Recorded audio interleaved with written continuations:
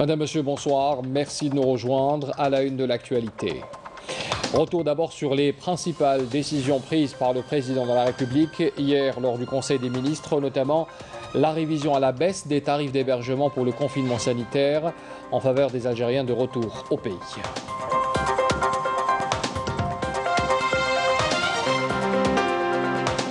Le Premier ministre Abdelaziz Jarrad inaugure ce lundi le nouveau navire Janet destiné au transport de marchandises. Le chef d'état-major de l'ANP a effectué ce lundi une visite de travail en première région militaire à Blida.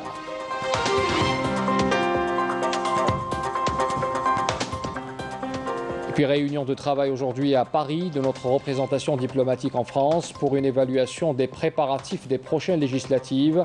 L'ambassadeur Mohamed Attar Daoud annonce également la réouverture prochaine du consulat de Rouen. Bienvenue à tous. 20% de moins pour les tarifs d'hébergement pour les Algériens de retour au pays. L'une des décisions phares du président de la République hier lors du Conseil des ministres. La gestion des ressources hydriques était également au cœur de la réunion avec l'adoption de plusieurs mesures à court et à moyen terme. Les détails avec Nesselim Ben Saïdi. Les étudiants et les personnes âgées à faible revenu sont désormais épargnés des charges de l'isolement une fois en Algérie. En ce qui concerne les tarifs d'hébergement dus au confinement, une baisse de 20% a été fixée pour les Algériens entrant au pays. Des mesures validées lors de la réunion périodique du Conseil des ministres présidé par le chef de l'État Abdelmadjid Tebboune. Plusieurs autres mesures ont été prises lors de cette réunion, notamment le parachèvement du tronçon autoroutier sur l'axe de la wilaya de Béjaïa et son ouverture à la circulation dans les plus brefs délais afin de désengorger l'activité commerciale et économique. Le Conseil poursuivra ses travaux par l'étude et l'approbation d'un projet d'ordonnance présenté par le ministre de la Justice, garde des Sceaux, concernant la protection des informations et des documents administratifs. Adoption également d'un autre projet d'ordonnance portant sur le code pénal afin de renforcer le système juridique pour la lutte contre le terrorisme, notamment la modernisation du fichier national des individus et des entités terroristes. S'agissant du secteur du commerce, le Conseil a décidé de reporter le débat et l'approbation du projet d'amendement du Code du commerce et le projet portant sur le code pénal dans son volet relatif à la dépénalisation de l'acte de gestion jusqu'à l'élection de la prochaine Assemblée populaire nationale afin d'approuver ces amendements importants pour un approfondissement et une consécration de la pratique démocratique. Accorder la priorité absolue au projet des ressources non conventionnelles afin d'assurer les réserves en eau potable et rationaliser sa consommation, une mesure importante prise lors de ce conseil après avoir écouté un exposé du ministre des Ressources en eau à propos de la stratégie nationale pour le développement des ressources en eau non conventionnelles. Le président de la République, Abdelmadjid Tebboune, a ordonné la création d'une agence nationale chargée de la gestion des stations de dessalement d'eau de mer sous la tutelle du ministère de l'Énergie. Veillant à accélérer leur construction et le choix stratégique de leur emplacement, ainsi que l'activation de toutes les lignes de stations de dessalement pour renforcer les réserves en eau et interdire l'exploitation des eaux souterraines pour la plaine de Metija et les consacrer exclusivement à l'irrigation agricole. En prévision de la campagne moisson-battage de la saison 2020-2021, le président de la République a insisté sur l'utilisation des moyens scientifiques disponibles pour augmenter la production céréalière, faire participer des commissions composées d'agronomes pour l'étude de la nature des terres agricoles et mettre en place un plan stratégique pour organiser les spécialités de production. Concernant la production de blé dur, Abdelmadjid Tebboune a insisté sur la nécessité de se diriger vers une spécialisation dans la production de blé dur et de travailler sur l'exploitation du surplus de production locale pour réduire les quantités importées de blé tendre.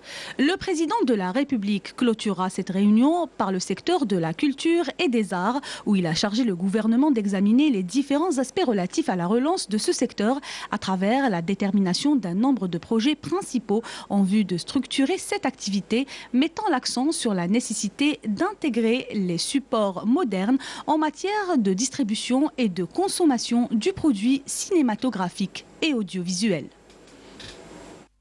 Le président du Conseil de la Nation, Salah Goudjil, a présidé aujourd'hui une réunion du bureau du Conseil consacrée à l'évaluation des activités du Conseil durant la période écoulée, notamment ce qui a trait à la diplomatie parlementaire ainsi qu'à l'examen de la question relative au renouvellement des structures internes du Conseil de la Nation au titre de l'exercice 2021.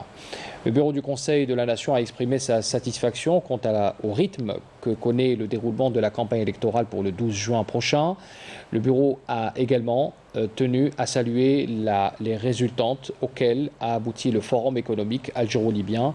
Le bureau du Conseil a également relevé qu'à l'approche de chaque scrutin, des voix s'élèvent ici et là. Cette fois, elles émanent d'un parti en perte de représentativité dans son pays, dans son propre pays, et nostalgique du passé colonial, qui essaie d'investir sous couvert de la défense des droits de l'homme et des libertés individuelles dans une politique qui reflète une faillite politique et morale.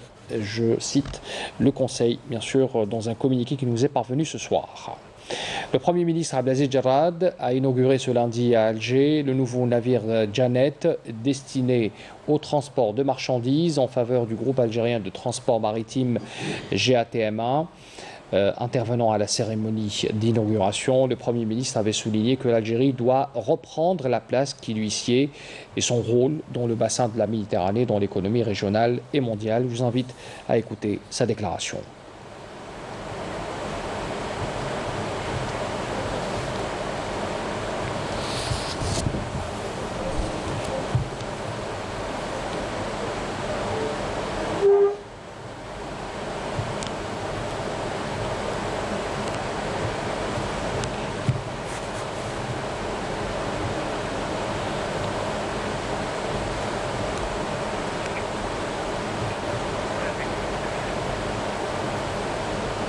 Bon, donc le nouveau navire Janet qui a été réceptionné aujourd'hui avec une cérémonie qui a été organisée et l'inauguration qui a été présidée par le Premier ministre Abdelaziz Jarrad, c'était ce matin.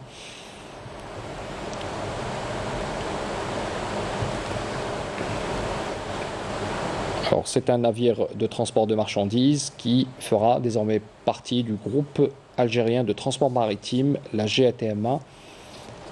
Et pour revenir sur justement cette inauguration, je vous invite à écouter la déclaration du Premier ministre Abdelaziz Jarrad.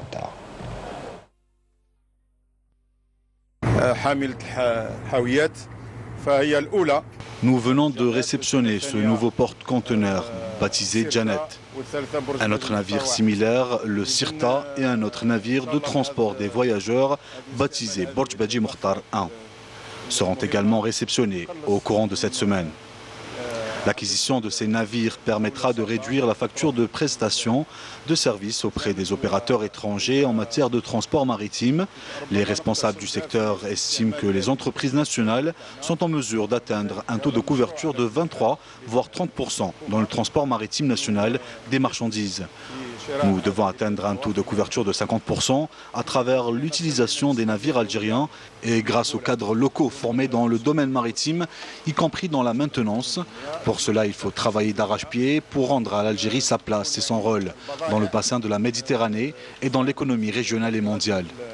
Comme vous le savez, le chef du gouvernement libyen a été en visite en Algérie et où il a été décidé d'ouvrir une ligne maritime Libye-Algérie.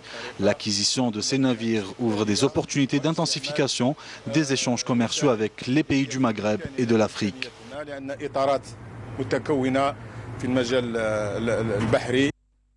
Le Janet, un nouveau navire pour le transport de marchandises qui boostera l'activité commerciale de notre pays et intensifier aussi l'échange dans le bassin méditerranéen. La mise en service de ce navire entre dans le cadre d'une stratégie mise en place par notre pays pour développer le transport maritime des marchandises. Yamina Saïdji. D'une capacité de 1478 conteneurs, le nouveau navire destiné au transport de marchandises Janet a été mis en service aujourd'hui en faveur du groupe algérien de transport maritime GATMA. L'acquisition de ce navire entre dans le cadre du projet du gouvernement de recourir davantage à l'utilisation des moyens nationaux dans ce domaine. Les responsables du secteur estiment que les entreprises nationales sont en mesure d'atteindre un taux de couverture de 23 voire 30% dans le transport maritime national des marchandises. L'objectif est d'atteindre un taux de couverture de 50% à travers l'utilisation des navires algériens en vue d'atteindre l'autonomie nationale grâce aux cadres locaux formés dans le domaine maritime, y compris dans la maintenance. Classé navire vert, le navire Janet, qui doit assurer le trafic des marchandises au niveau du bassin de la Méditerranée, est doté de moyens et d'équipements sophistiqués conçus pour être respectueux de l'environnement selon les explications de son équipage. L'Algérie réceptionnera au cours de cette semaine un navire similaire de transport de marchandises baptisé Sirta et un autre pour le transport des voyageurs au profit de l'entreprise nationale de transport maritime de voyageurs baptisée Beji Mokhtar 3 d'ici juillet prochain. Le chef du gouvernement d'unité nationale libyen, Abdelhamid Dbeibah, a achevé hier sa visite officielle de 2 jours en Algérie à la tête d'une importante délégation ministérielle. À la fin de sa visite, le chef du gouvernement d'unité nationale libyen s'est rendu en compagnie du Premier ministre Abdelaziz Jarrad à la grande mosquée d'Alger, où il a visité ses différentes structures et a reçu également des explications sur la réalisation et l'architecture de cet édifice religieux et culturel, édifice emblématique de la capitale, Alger.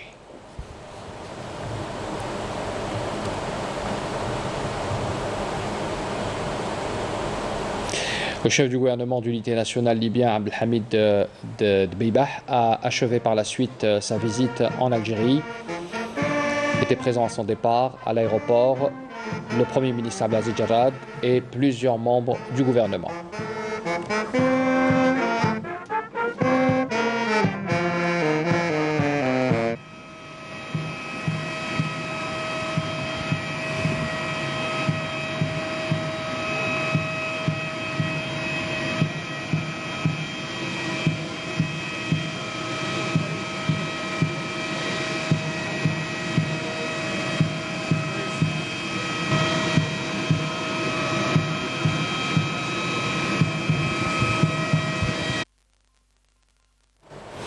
Dans la dynamique de ces visites d'inspection au niveau des différentes régions militaires, le général de corps d'armée Saïd Chengriha, chef d'état-major de l'armée nationale populaire, a effectué ce lundi une visite de travail en première région militaire à Blida. Yanni Saïd Bakassam.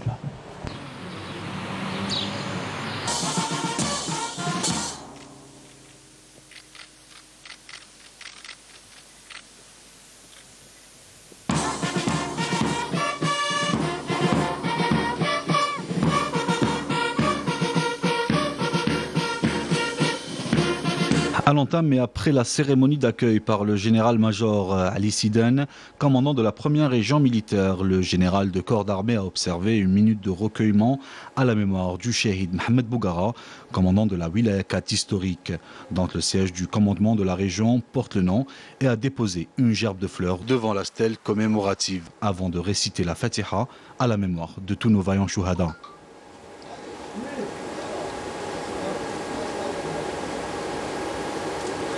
Par la suite, le général de corps d'armée a tenu une rencontre avec les cadres de la première région militaire où il a adressé une allocution d'orientation diffusée par visioconférence à travers toutes les unités de la région, lors de laquelle il a souligné que le devoir impose à tous les personnels de l'armée nationale populaire non seulement de s'acquitter de leur devoir électoral à l'occasion des élections législatives, mais également de veiller à sécuriser et à assurer le bon déroulement de cette importante échéance nationale pour permettre aux citoyens de s'exprimer dans un climat de sérénité, de quiétude et de stabilité.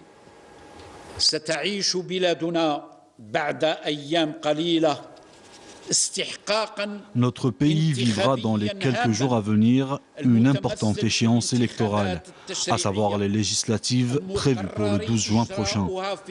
Cet événement national, d'une vitalité extrême pour notre pays et notre peuple, représente une nouvelle étape prometteuse dans le processus d'édification de l'Algérie nouvelle. Ces élections interviennent suite au dernier amendement constitutionnel initié par le président de la République, chef suprême des forces armées, ministre de la Défense nationale et plébiscité par le peuple algérien à travers un référendum populaire.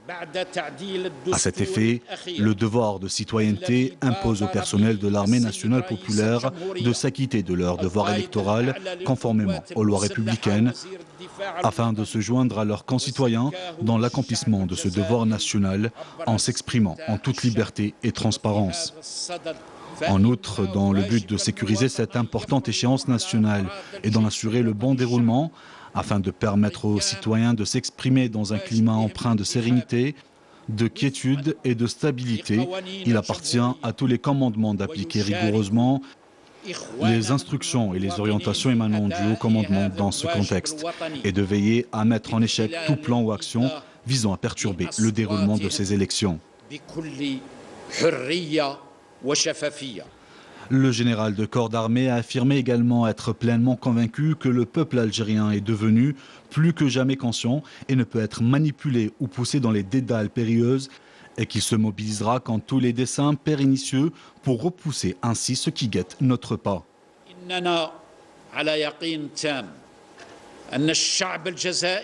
Nous sommes pleinement convaincus que le peuple algérien est devenu plus que jamais conscient et qu'il ne peut être manipulé ou poussé dans les dédales périlleuses, qu'il se mobilisera contre tous les desseins pernicieux pour les contrecarrer et affronter ceux qui les trament et se tiendra comme à l'accoutumée, tel un seul homme aux côtés des institutions de l'État, face à ceux qui guettent le pays. C'est un peuple authentique, forgé par les épreuves et l'adversité, et qui a mené une des plus glorieuses révolutions de libération de l'histoire contemporaine et vaincu les plans du terrorisme barbare.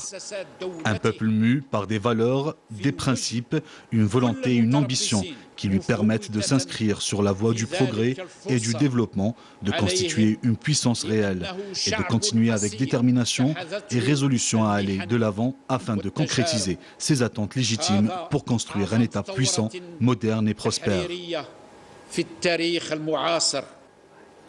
À l'issue, le général de corps d'armée a présidé une réunion de travail avec le commandement, les cadres de la région, les commandants des secteurs militaires et les responsables des services de sécurité.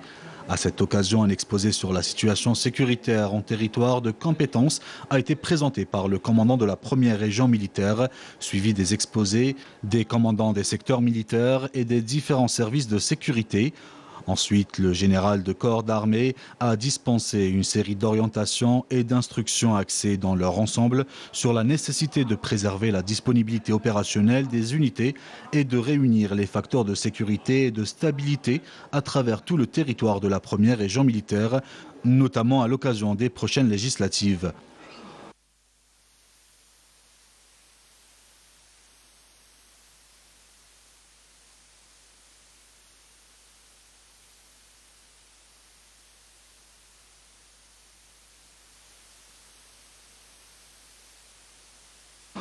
Enfin, le général de corps d'armée a procédé à l'inauguration du siège du nouveau centre payeur régional.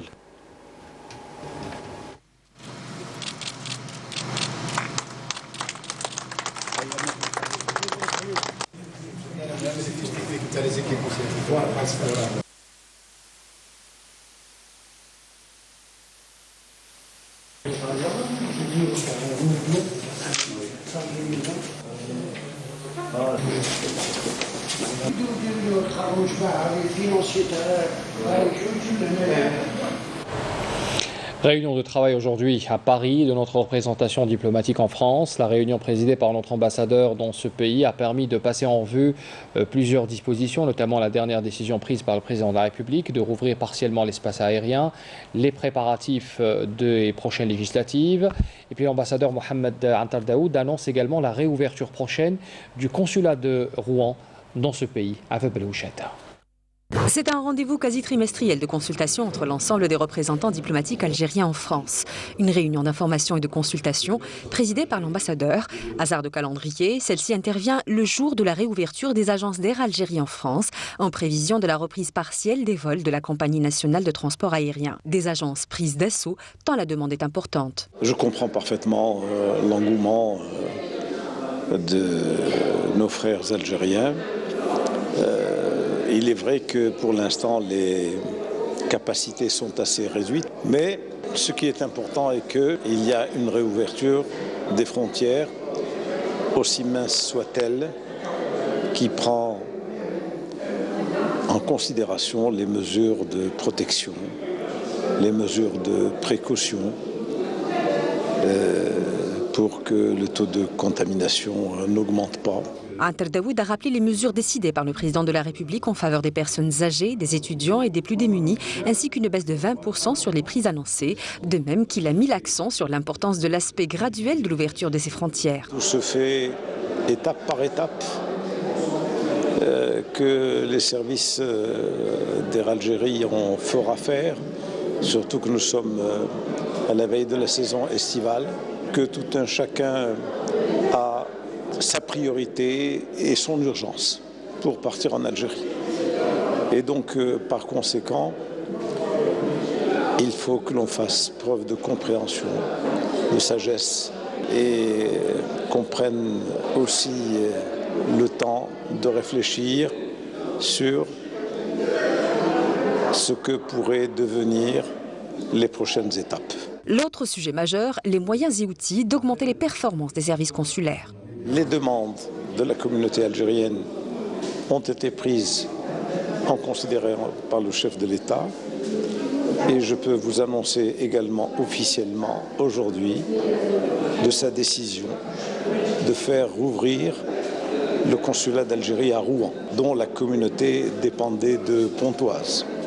Aussi, je pense que d'ici la rentrée, les Algériens habitant les départements de Seine-Maritime, de l'Eure, du Calvados, de l'Orne et de la Manche pourront être immatriculés de nouveau à Rouen. Rouen constitue une ville où habitent près de 30 000 Algériens et le consulat a été fermé il y a une trentaine d'années. Quand je parlais d'étape par étape, je pense que les desiderata des Algériens sont pris en considération à condition de laisser le temps au temps. Dans le même esprit, Antar Daoud a annoncé l'intention du gouvernement de rouvrir plusieurs postes consulaires en France, assurant ainsi plus d'équité géographique entre l'ensemble des concitoyens. Le nouveau directeur général de l'établissement public de télévision Chahban Lounakel a été installé ce lundi dans ses fonctions. La cérémonie d'installation s'est déroulée au siège de l'EPTV sous la présidence du ministre de la Communication, porte-parole du gouvernement Ammar Belhimarra.